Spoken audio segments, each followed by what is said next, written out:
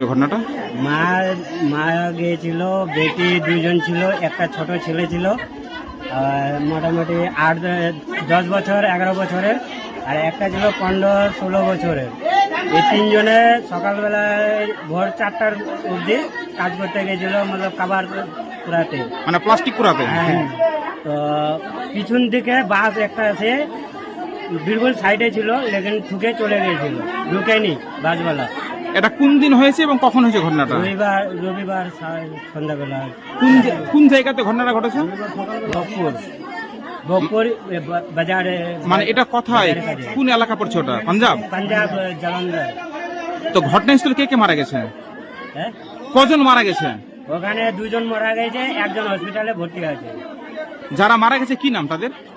একজনের নাম আছে পিঙ্কি, একজনের নাম আছে জয়দা। তাদের বাড়ি কোথায়? জোরমদল। বলছি কতদিন আগে কাজ করতে গেছিল ওখানে পাঞ্জাবে? ভোটের পরই কাজ করতে গেছিল, তার আগেও কাজ করতে যেত ওখানে? হ্যাঁ। ওখানে কি ধরনের কাজ করতে তারা? এই ভোটের উপর। তাদের পরিবারের কিরকম অবস্থা? পরিবারটা কি করে তার পরিবার চলতো? এটাই খাবার করাই। তো পাঞ্জাবে কি মানে সপরিবার থাকতো, স্বামী স্ত্রী? হ্যাঁ, আমারও পরিবার আছে পাঞ্জাবে। তার পরিবারে কে কে আছে?